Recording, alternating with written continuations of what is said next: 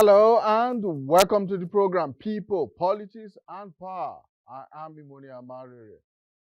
Almost 15 years ago, on August 14th, 2008, Nigeria lost 1,000 square kilometers of its territory when it ceded the Bakassi Peninsula to Cameroon. The loss was based on a judgment of the International Court of Justice, ICJ, at The Hague in October 2002. That ruling was subsequently followed with the signing of the Green Tree Agreement in June 2006. The Green Tree Agreement was a formal treaty which resolved the long-standing border dispute between Nigeria and Cameroon over the oil and gas-rich Bakassi Peninsula. The loss of the peninsula to Cameroon resulted in the displacement of thousands of people who until then had lived all their lives and livelihoods in that territory as Nigerians and who preferred to remain Nigerian.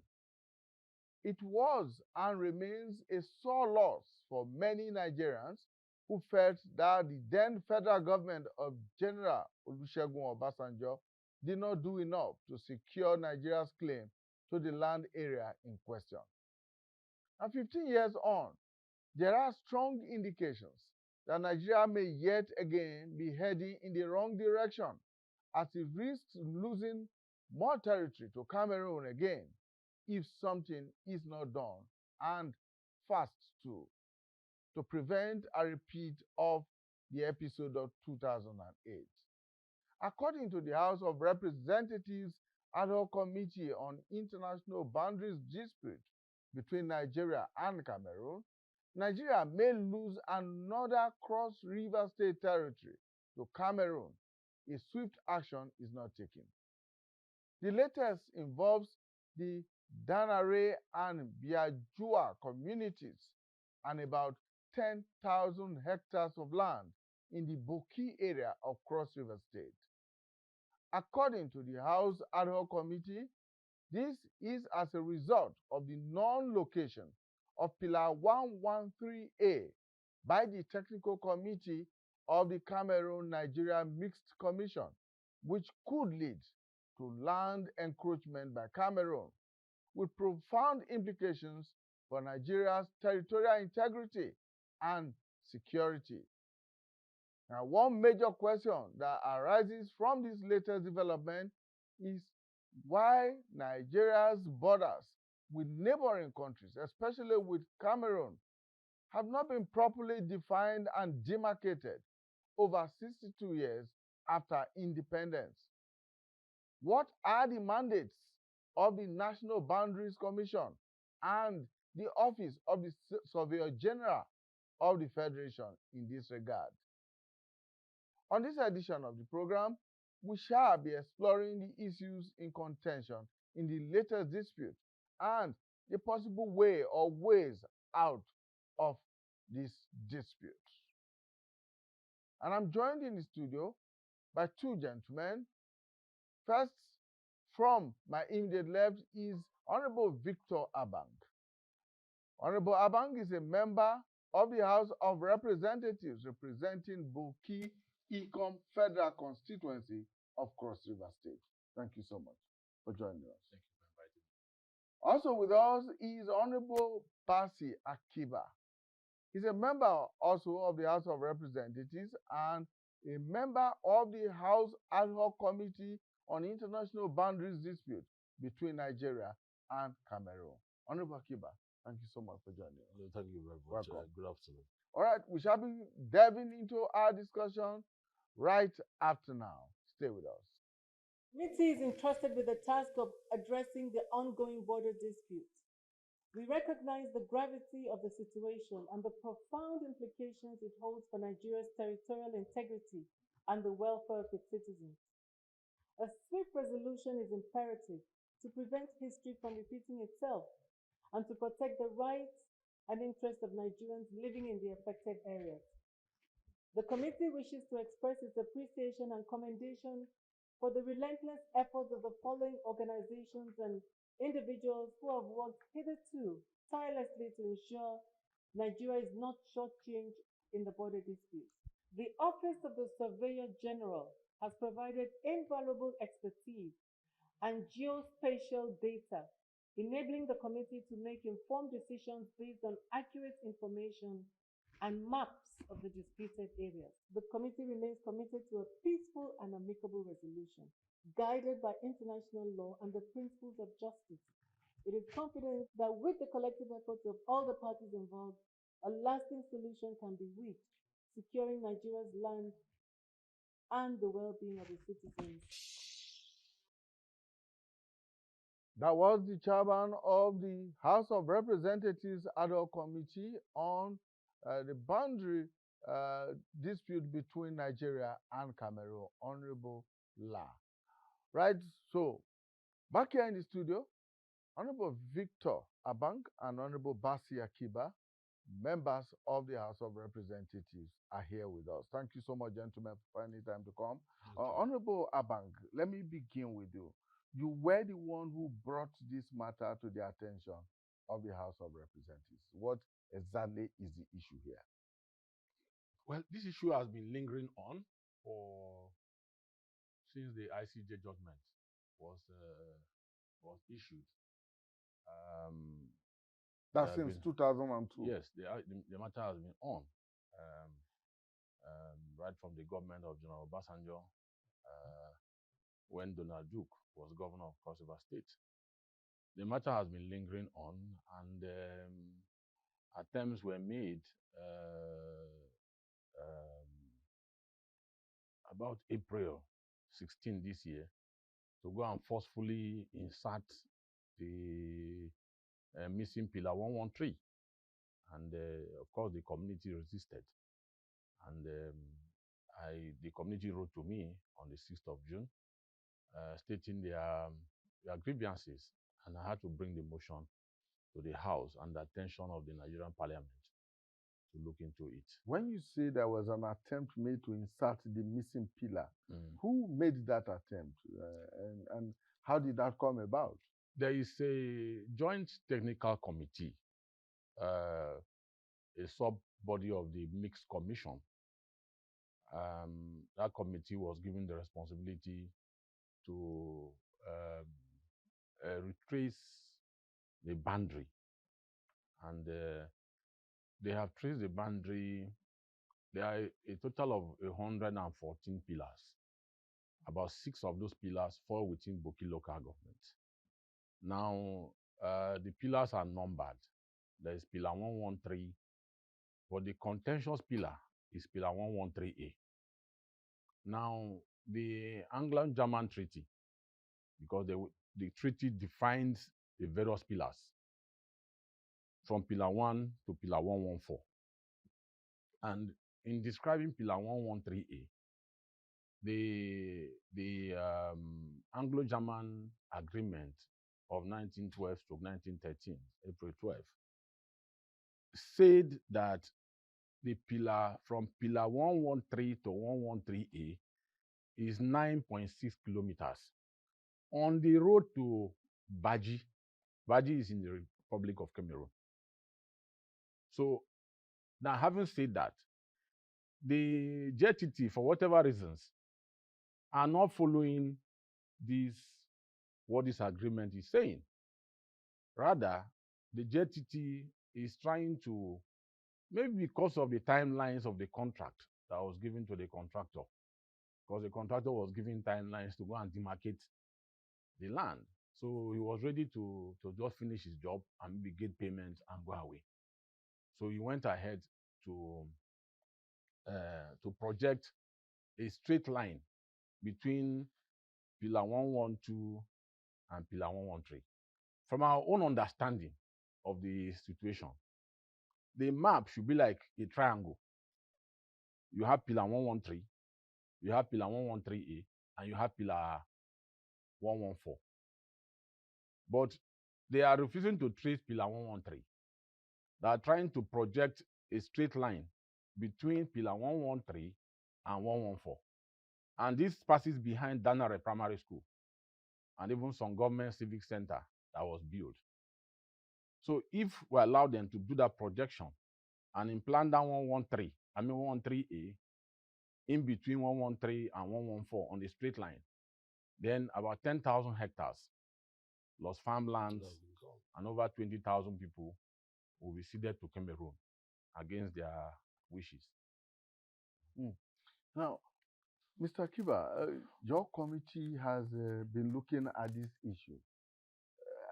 First, let me ask, is it not surprising that 15 years after Nigeria conceded the Bakassi Peninsula to Cameroon, that we still do not have clearly defined boundaries in that same area with Cameroon? I agree with you. It's very surprising. I agree with you totally that it's very surprising that after 15 years, they were still in this. It's very surprising. But I'm happy. I think there's an end to all of this now because we are very determined as a parliament. And I think also the Nigerian government, it also will rise up to the occasion because for us, I mean, the rights of our citizens, the rights of our people is very important. It's very important to us. And that's why, even though one will say, because I actually co-sponsor that bill, because the territory in question is the territory in Cross River, is the territory in Nigeria. We've lost Bagassi Peninsula, we've lost 76 Hall well before now, and we know where we are as a state. And then continue losing our territory, I mean, is not something that we will like to take again as a state. So for me, I agree with you, it's very surprising that after 15 years, we're still dragging, with the issue of defining or coming out with a clear boundary between states, even when documents and everything. Because what's the problem? Why can't we find pillar 113A? Why? Why can't we find it? If a pillar is missing, if a pillar is missing, is either by human or environmental factor. How human activities can get a pillar out, or maybe environmental factors can, So that's where we can get a pillar to miss.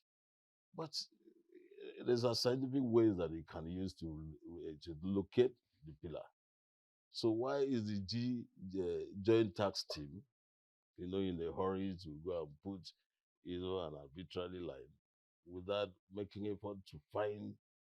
Because a little knowledge of pillar coordinates, it can be able to use the coordinate to relocate a pillar.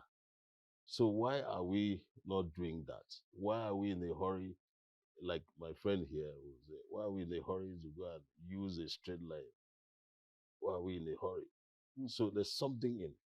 The next question to ask is, these pillars, are they not established even on paper, and therefore can be translated from that paper to on the ground, even when the natural occurrences may have washed away? That's what exactly I'm saying. They're on paper. They have coordinates.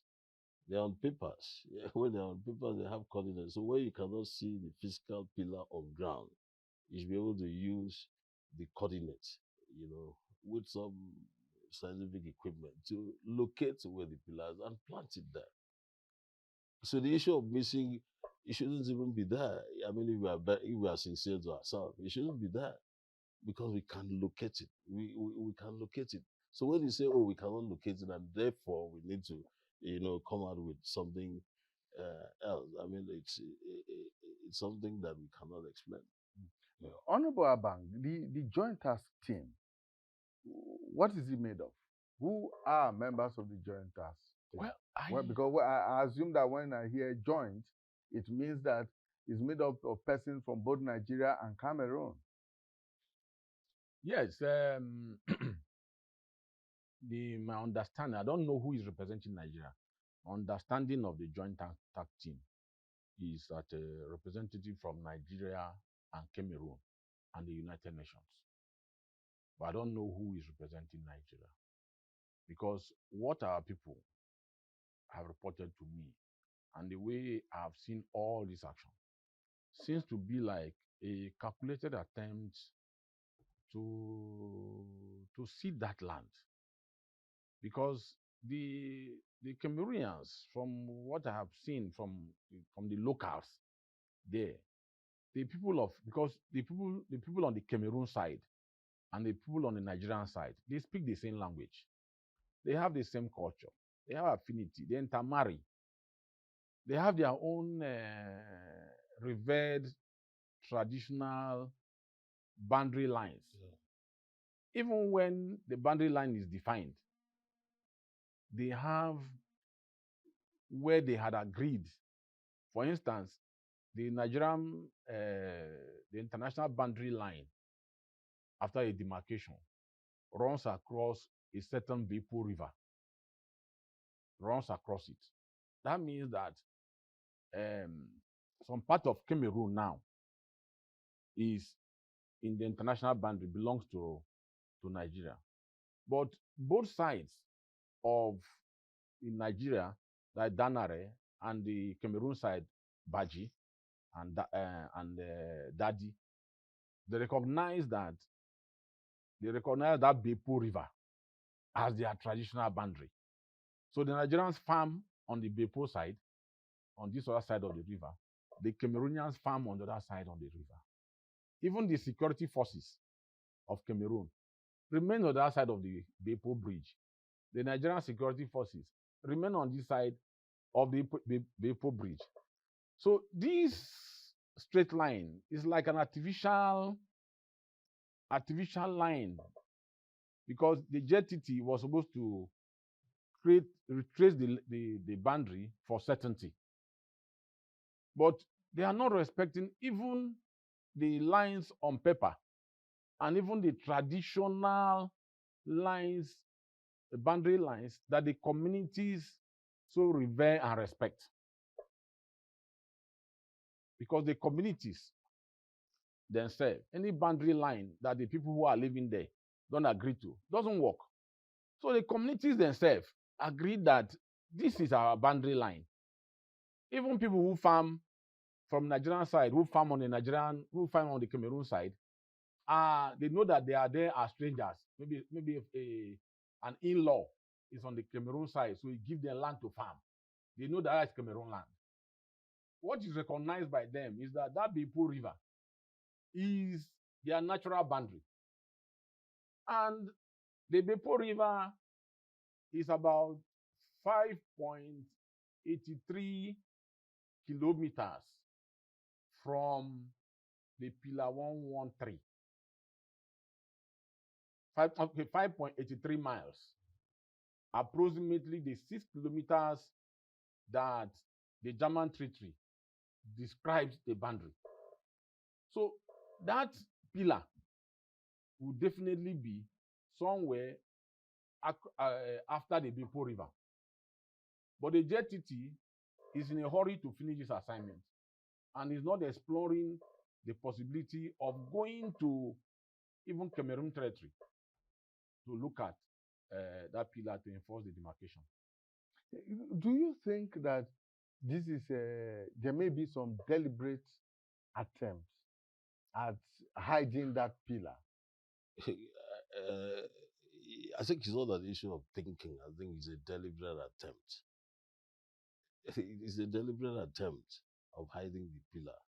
I'm not just thinking. From what I've played out, it shows clearly that it's a deliberate attempt. Because, like I said, to find the pillar, it shouldn't be such a Herculean tax. It shouldn't be.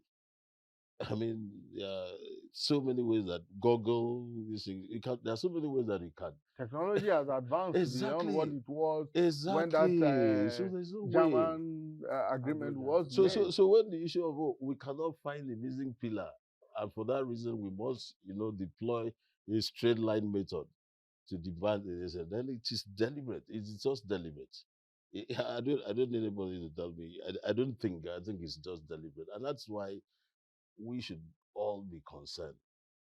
We should be all concerned. We've suffered a lot as a state, and of course, Nigeria. I mean, losing losing Bakassi and losing all that goes with. I mean, we've suffered a lot, so we need to stand up. We need to stand up. It's just deliberate because everybody, like for example, I was with the former Minister of Foreign Affairs, Foreign Minister of Finance, Itubu Ali.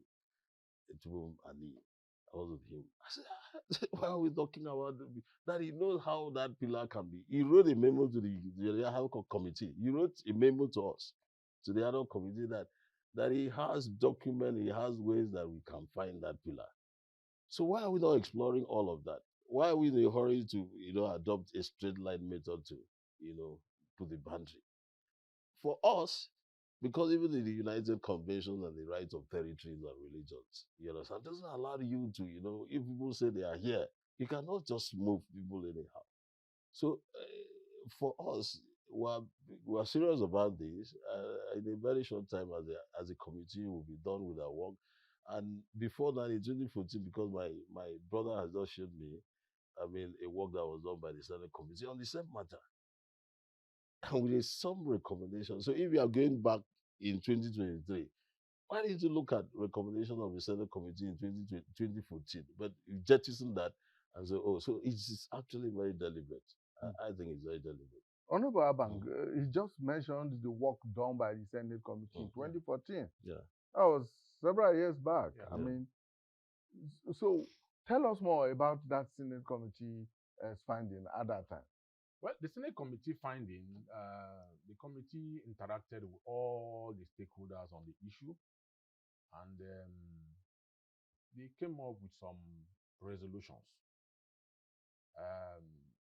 They recommended that from the description of the Pillar 113 in the Anglo-German Treaty, that Pillar 113 should be, and even the villagers of Danare attest that Pillar 113 is on the road to Baji, which is Republic of Cameroon. So that pillar should be around the Republic of Cameroon. Now, if efforts are made, concerted efforts are made to trace it, we can go there and trace it and find out one of their recommendations. The second recommendation was that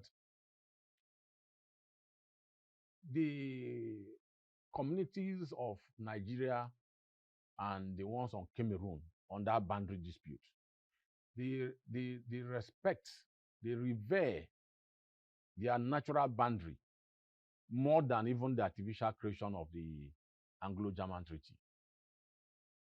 Whereas the international boundary runs through the so-called Bepo River.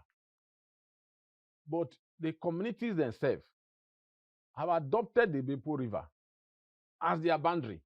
As a natural boundary. As a natural boundary between the two communities.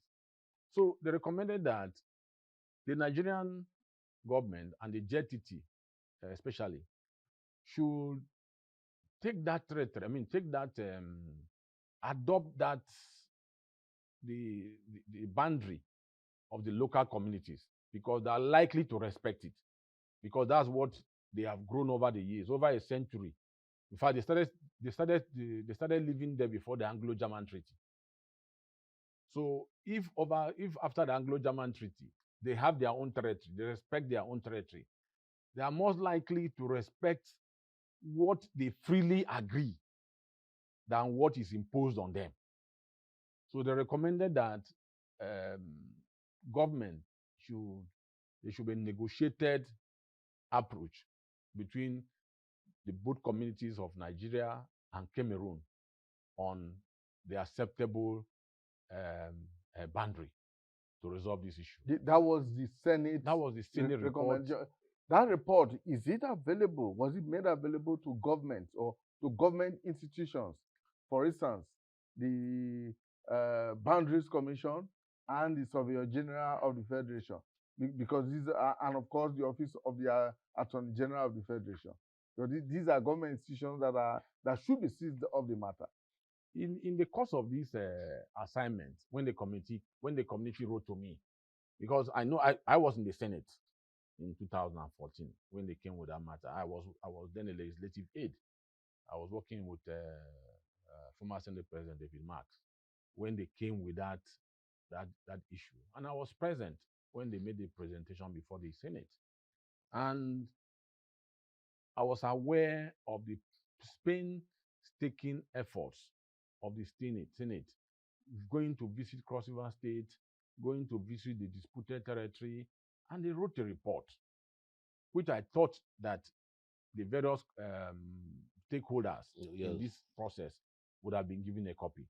But because the matter was recurring, I had to go to the Senate archives to see if I can get the report. And I got it to see if this report will help our present committees currently. So your committee now has that report. Yes, we Yes. have a report. So of course that should be able to guide the work of your committee. Exactly. So how far has your committee gone in this regard?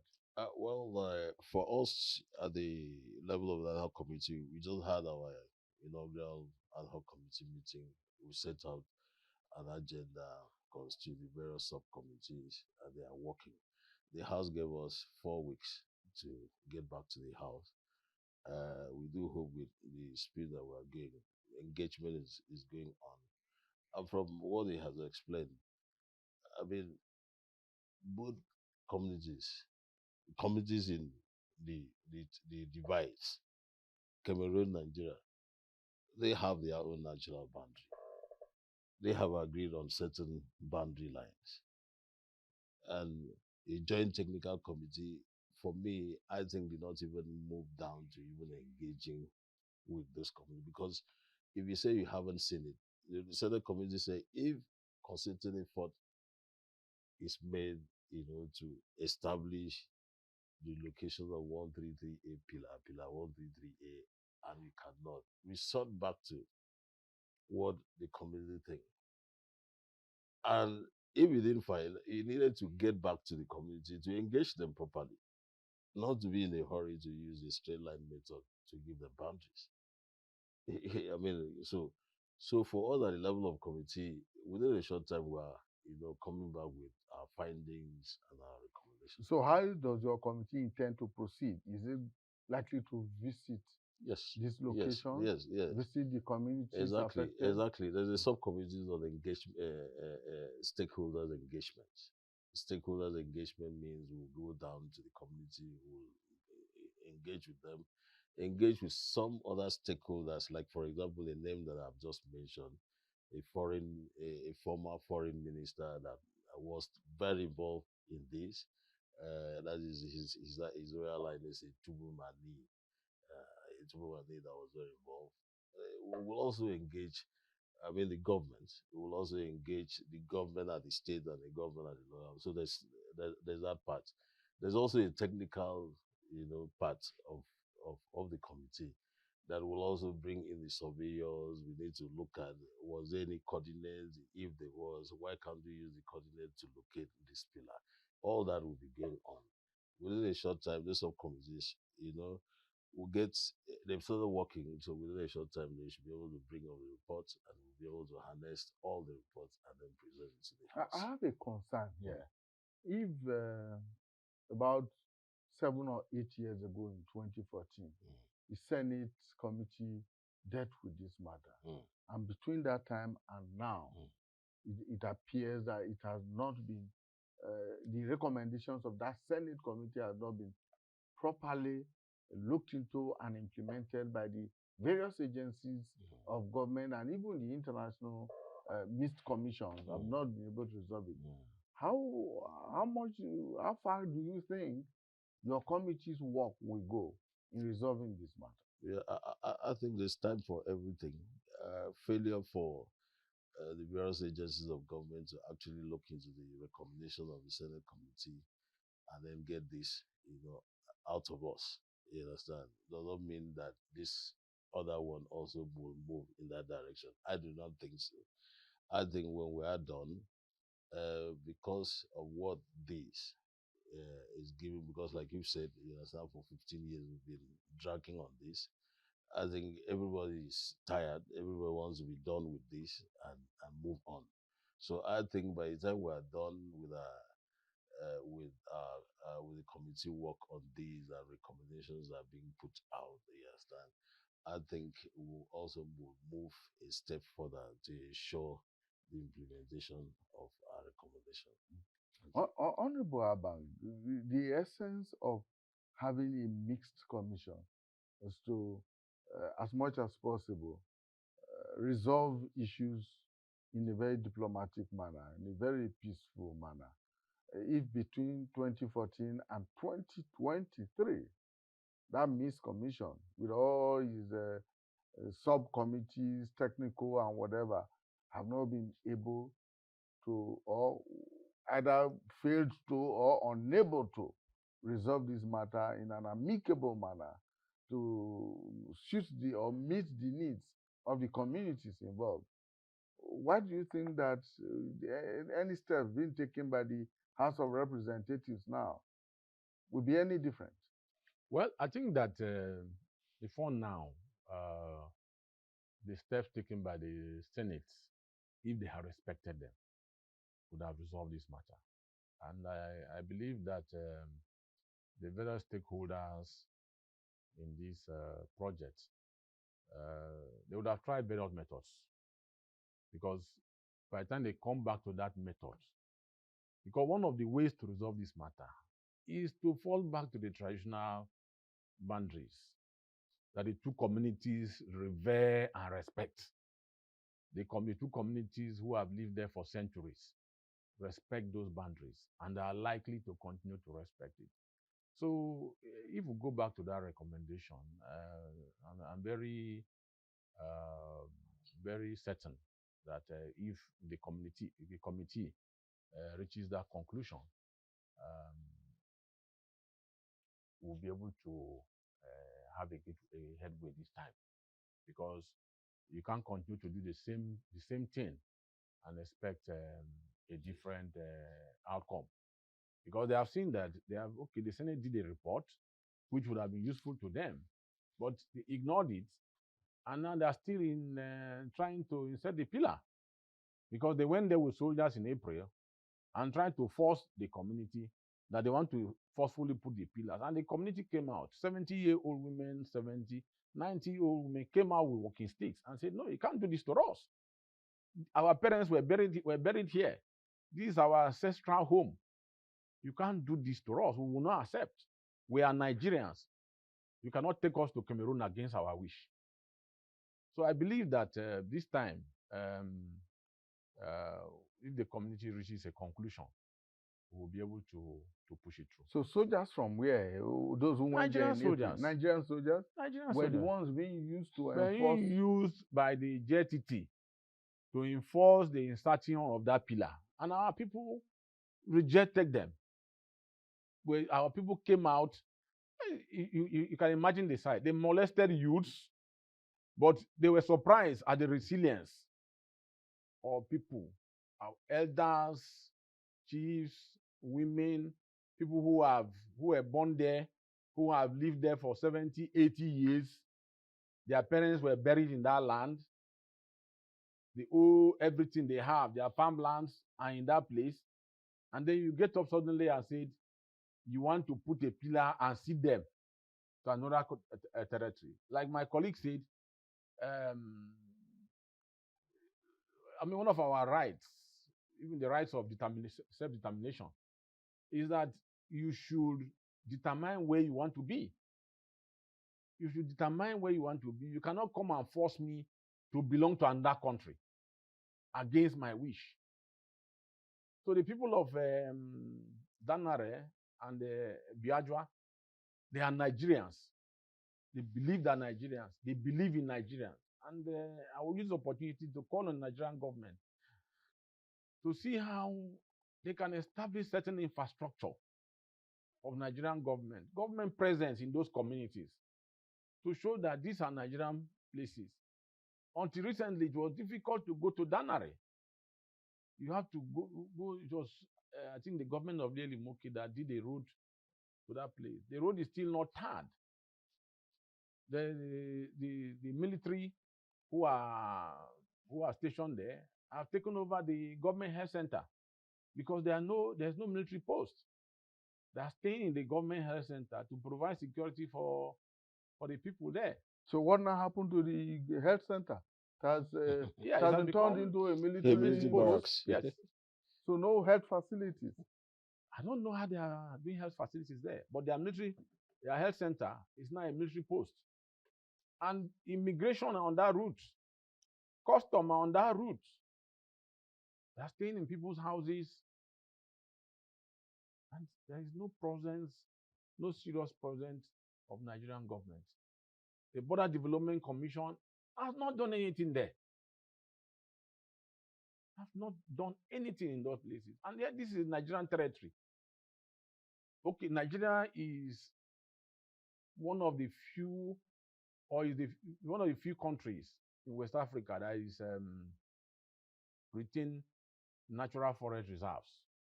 And these reserves are in that area. That Danare area provides natural um, uh, green belt. There are forests there that have not been explored. And this is what um, somebody, perhaps in Cameroon, is trying to see how To annex. so that will be ceded to their territory. That of course, is very concerning, Honorable Akiba. If Nigerian soldiers were mobilized to that place to try and insert the pillar forcefully, what is the guarantee? And I'm sure that your committee will begin to look at this. What is the guarantee that this technical joint task team may not have already considered that land to Cameroon on paper? Well, for security, the joint technical team is known to government, and the assignment is should be protected, or their activities should be protected by government. So it is not out of place that we have military that accompany them. So it's not out of place in any way. But we still have a right as people to say, look, what they are coming to do in our territory is not right. We still have a right. I think at that point, the Nigerian military will, I mean, their job is not that. Their job is to protect the joint technical team and the activities. That's their job.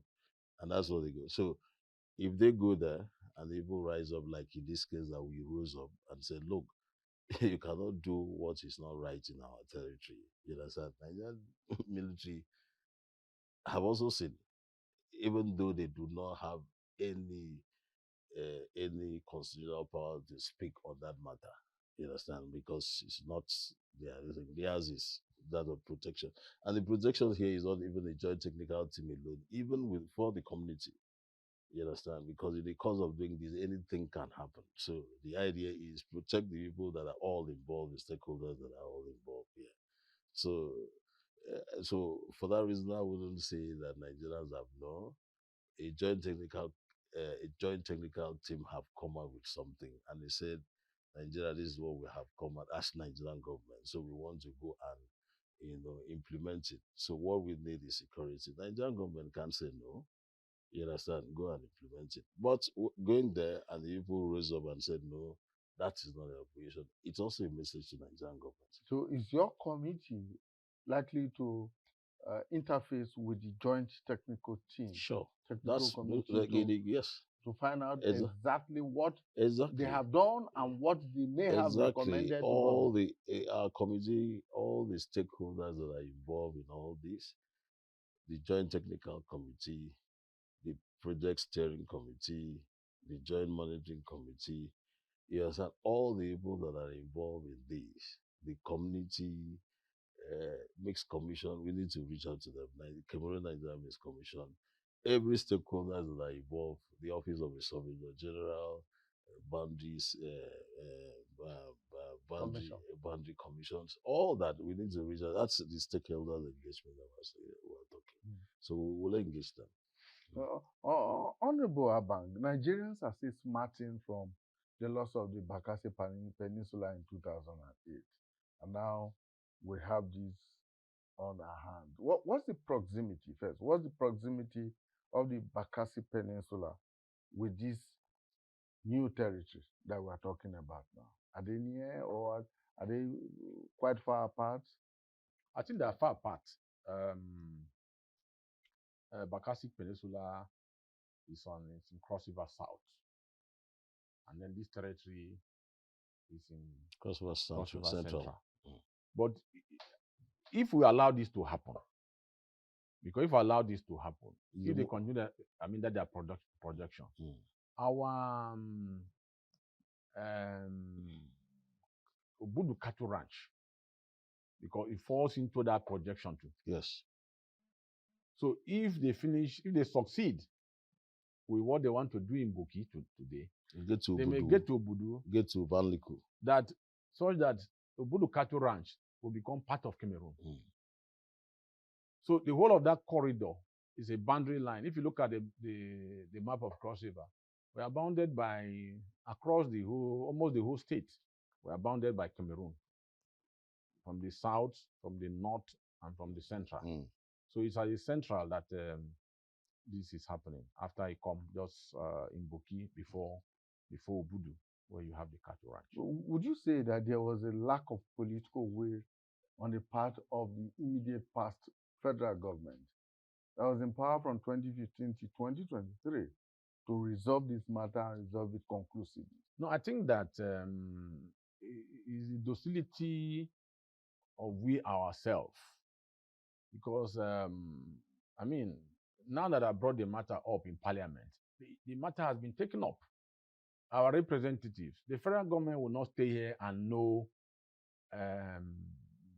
what is happening in Boki, except the representative there bring it up. The matter was dealt comprehensively well in the Senate, because then we had the very distinguished Senator Victor Ndomegba. He was then in the Senate, and he brought it up to the Senate, and the matter was trashed.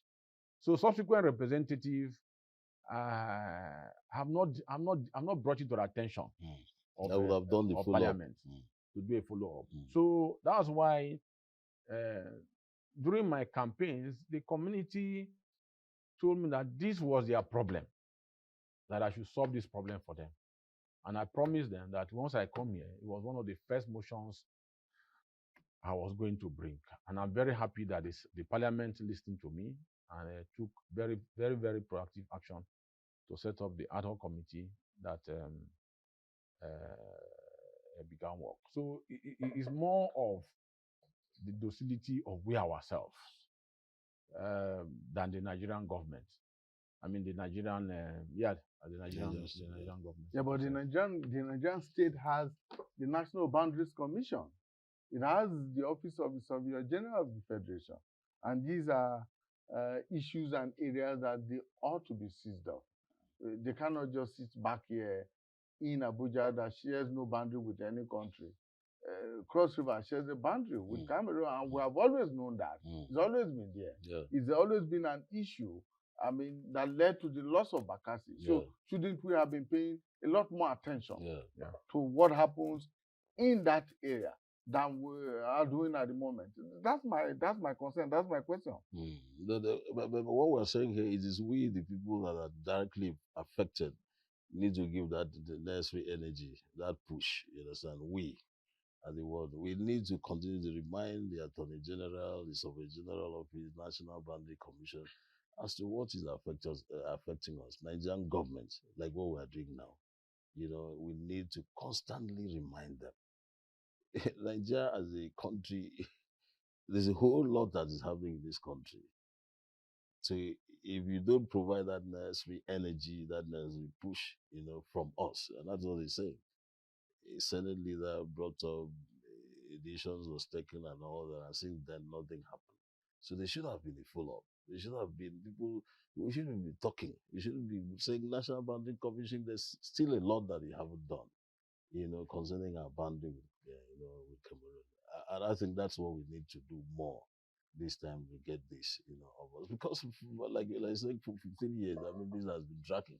It's not something, and this thing, we don't want to go into what has happened, life that has been lost, and people, houses, properties that have been destroyed in the course of all of this. Yeah. So we don't want to go into this, but I think we've lost enough as a state.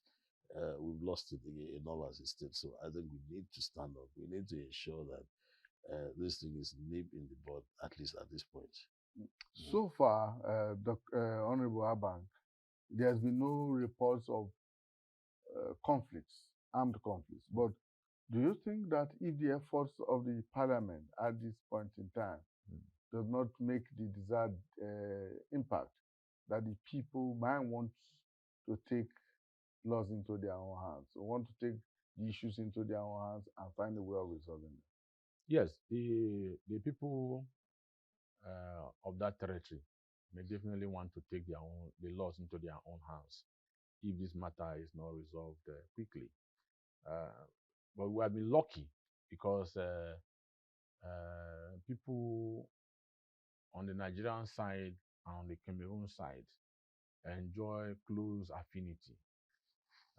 They intermarry, they have children who are from this side, who are from that side, they speak the same language, and so on. So maybe that way that has been able to prevent the conflict. And because they themselves, over the years, have come to respect their own traditional boundaries. Because for them, the traditional boundaries was even more important to them than um, the international boundary that they seem to have been a creation of the colonial masters, you know. So, but when the joint committee now is even trying to enforce a boundary that is several miles away from the original place that was agreed, ceding over 10,000 hectares of land, farmland and forest, there is cause for concern. So we think that a concerted effort must be made to resolve the issue so that there will be lasting peace on both communities. So far, there have been not be any serious issues because from the neighboring communities because they have this close affinity. But we cannot guarantee what will happen in future. And what has also slowed down agitation in that area uh, is what the Southern Cameroon people are agitating for self-independence. So they are rather confronting the federal government than fighting to reclaim territory. Maybe if they succeed there, they may come and begin to fight about this territory. Because what has slowed down in agitation there is because those people are rather fighting with their federal government to seek to get independence from them, rather than fight the Nigerians to get additional territory, because they consider the people of Danare and Biajua and they themselves as brothers. So for now, they need the Nigerians as allies. Yes. The Nigerians on the Nigerian side of this, they need them as allies. Yes. In their struggle for self-determination yes. in Cameroon. Yeah. But Honorable Akiba, you recall that when Nigeria lost the peninsula, the Bakassi Peninsula, to Cameroon 15 years ago, very many Nigerians, thousands of Nigerians were displaced. Those who did not want to become part of Cameroon moved into the Nigerian side. And as we speak, up to today, some of them are still refugees in their own country. A situation like that could arise again in this current dispute. How do we go about avoiding that? That's what we're trying to prevent. That's exactly what we're trying to prevent. Cross River State as a state, the loss that we have incurred in terms of money, where do we stand as a state? So where can we settle all these people? Where can we, fence for all these people? So that's what we're trying to prevent. And I'm happy from what I've heard that because people understand themselves, they understand their boundaries, they understand. So there's no problem between them. So what these people are trying to even do now is to come in like ignite a problem. Because, for example, if parties A say this is where my boundary is, the other one will say that this is where my boundaries are, they agree. and then you now come in and put a boundary where they didn't agree, then there's going to be likelihood of a problem. You understand? Because we'll start suspecting, yes, we're brothers, we're friends, we're drinking together, we're doing things together, we're going to the same market, we're going to the same stream together and all that. But how come that you have moved our boundaries from this point to the other point? You understand? Not forgetting it is not them at all. So it is the other people. So, but the assumption will be that you are the one that pushed for that boundary. For example, if you locate pillar 113A, this will be the boundary. If you don't locate and then you use a straight line method, this is going to be boundary. And people are going to be affected by that. And if people are affected by that, the tendency is that they will still start building up suspicion, among, hitherto, Livelihoods will be affected. exactly.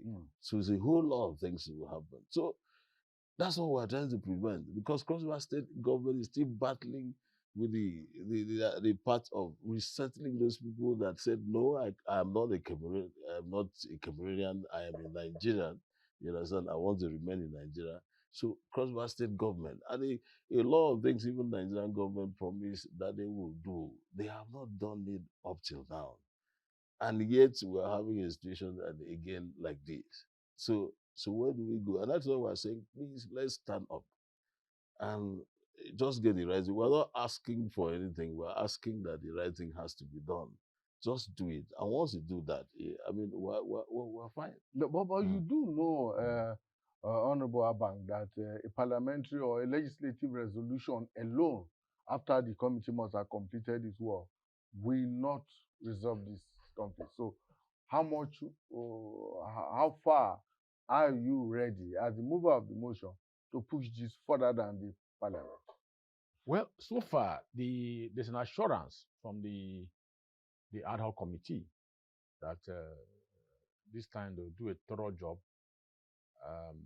From the early steps, we are told that you know how the um, the day will go when you get up in the morning. What happens in the morning will determine what happens the course of the day.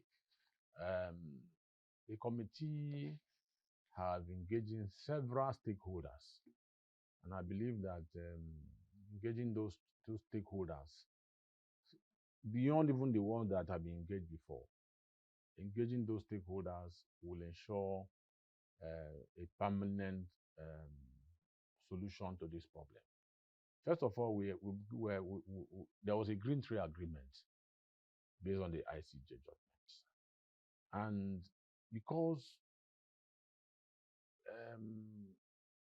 we have not raised it, we have not questioned the legality of that.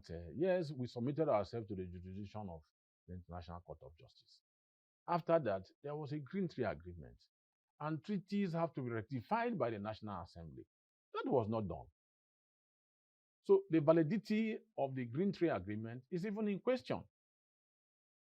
Aside the fact that Nigeria want to respect, and because as far as I'm concerned, Nigeria is arguably the only country that has with speed respected the judgment of the international courts when it regards to their own security and sovereignty. Because there are several countries in the world where we have seen. I remember that the Arab-Israeli war of 1973, Israel captured Golan Heights.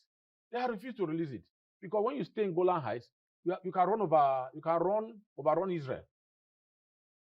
But that place is still occupied, despite all the shouting we have been saying. Israel should vacate the occupied territories. Israel should vacate the occupied territories. But the security of their people is very concerned, because the overall duty of the government is the protection of life and property. Yeah.